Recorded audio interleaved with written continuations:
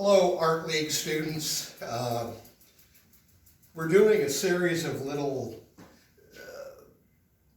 phone videos, vignettes to keep us connected with our students and the Art League community as a whole.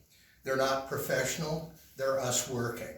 And I hope you enjoy these, and I hope they give you ideas of things you may want to try when we all get back. If nothing else, you can watch these and file it away. But we're working in our studio, and we'll see you when we do. But these are just little videos. We're going to do a handful of them the next few days about different pots we're making in the studio and how we do it. Nothing fancy, just enjoy it. It's for you and us.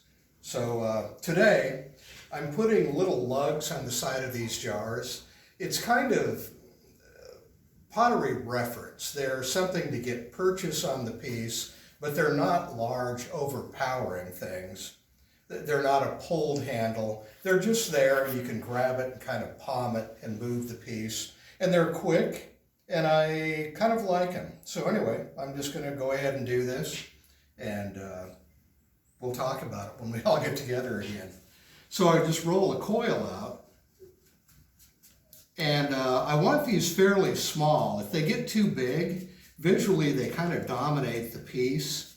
And by having them rather small, they do their job, but they don't overpower the piece. And they're just kind of there, giving it a little bit of finish.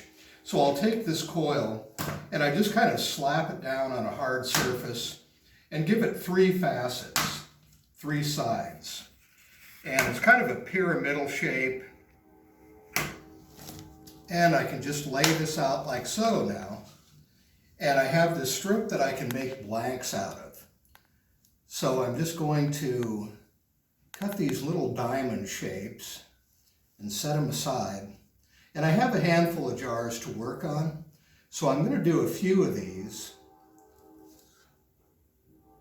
And I also like to juxtapose different scale and sizes on the piece.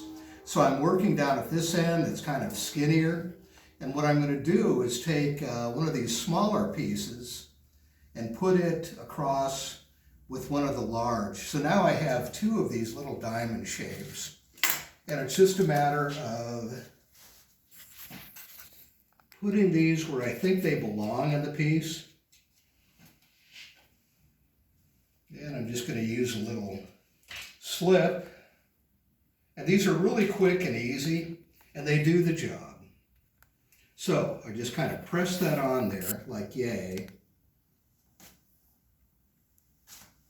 And I'll go and set one on the other side. And I try and bisect the piece the best I can. If I'm not perfect, that's all right. It gives the piece a bit of humanity. We're not trying to out Walmart or Pier 1 here. These are handmade pieces. Not that that's an excuse for bad craftsmanship, but it's kind of what makes us alive, and it's what makes the pots alive. So I've set these on, and now I just take a piece of wood. This happens to be a throwing rib. And I can just kind of push that a little bit and form this into kind of a soft little pyramid shape. And it's important to me to get that splayed edge that the wood rib pushes out. That's kind of a dimension I like. And they're really simple and quick, which I've said 3 or 4 times already.